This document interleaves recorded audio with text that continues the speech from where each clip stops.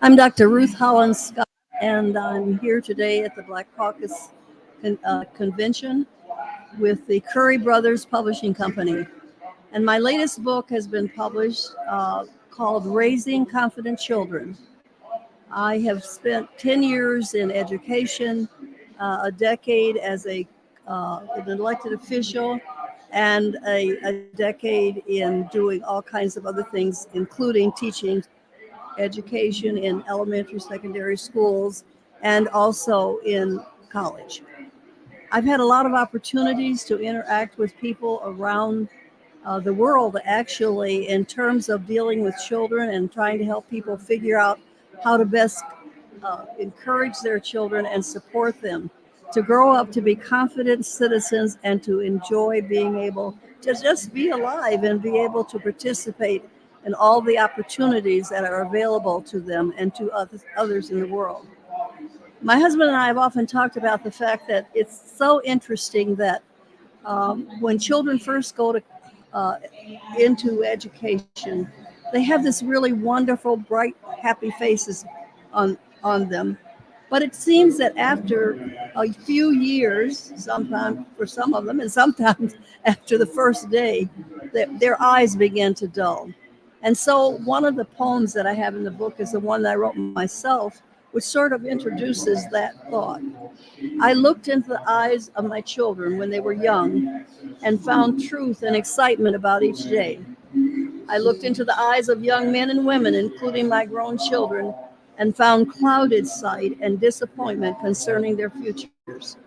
Someone had thrown smoke at them, hurled ignorance into their faces until they could no longer look innocently towards the heavens. They now experience fear, the flight caused by such nonsense settling into each cell, their dreams now buried beneath daunting experiences.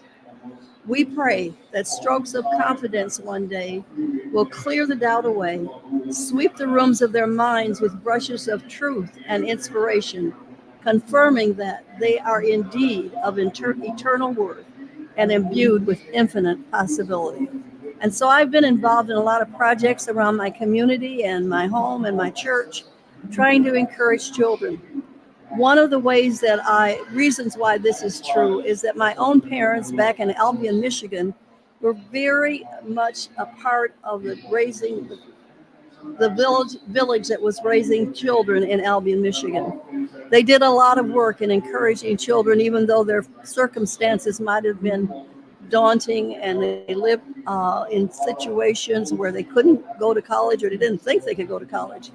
I remember one experience that my father often talks about, how one of the young men who became a very successful corporate attorney in later life, and he came to see my dad, and my dad was saying, Guy, when are you going to college? And he said, well, I'm not going. And my dad wanted to know why. And he said, my parents think I should stay home and help them raise the other children. So my dad took the young man by the hand and went over to the home of this family and talked to the family about the fact that he would be of much more value, not only to himself and the family, if they would allow him to go to college. He went and he became a very successful corporate lawyer. And that experience alone was something that encouraged him to work with other children to make sure that they had confidence in our community. I have a lot of stories about my dad and my mother and their interesting ideas about how to raise children. They raised 5 children, all of us very confident, all of us having more than one degree in college. And they said, you can do anything you want to do if you're willing to work for it. And they encouraged us to read widely, to get to know all kinds of people.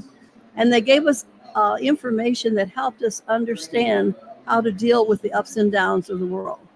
What they said to us is, no matter what anybody says to you, what you get in your head, nobody can take away from you. If you work hard, you're going to either be a part of the solution or a part of the problem. And my dad would always say, you ought to be a part of the solution. In addition to that, I love my dad and my mother very much, but my dad used to recite poetry and tell me stories. And he did these things as an opportunity to sort of interact with me. He had tuberculosis, and he spent a lot of time away from home in tuberculosis hospitals as his disease became more aggressive. But he loved poetry, and he used to read it all the time.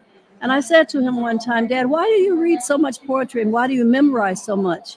And he said, well, it's what keeps me from the pain, feeling the pain in my lung. And so when I got older, I said, Dad, what do you do when you get scared? And he said, I whistle. And I got to tell you, no matter what I tried, I could not get my mouth around doing a whistle. So when I was walking around town late at night, I used to sing. I'd sing very loudly, and I guess nobody bothered me because they figured I must be touched. And so anyway, but those experiences helped me. My mother was very much an avid Christian, and she read the Bible every night when she came home from her many jobs. My mother had 7 jobs at one time, we decided. And as we figured this out, we said, you know what? If mother can do 7 jobs to raise us, we ought to be able to do one successfully to raise our own families. And we have been able to do that. I've been a city council person and the first president of the Rochester City Council in Rochester, New York. It was a really interesting time for me, and I learned a lot, and I had often had the opportunity to talk with families around their kitchen tables as I campaigned for my various running times.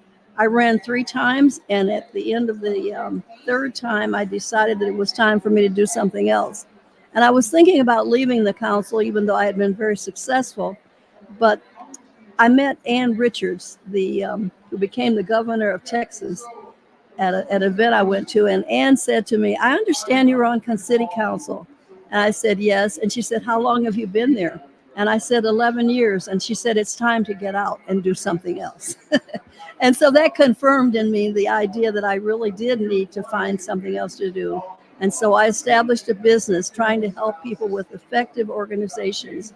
And I also did a lot of volunteer work in the community with parents, trying to help them have ideas about how to interact successfully with their children and also the school districts. So over the years, I have been able to do a lot of work that's related to children and families, and I have written several books. But now I said, it's time for me to write the book about the things I have learned about the need for communities to help raise children. And so this book, Raising Confident Children, is a result of that endeavor. It is available through Curry Brothers in Haymarket, Virginia, or you can get it online. Thank you very much.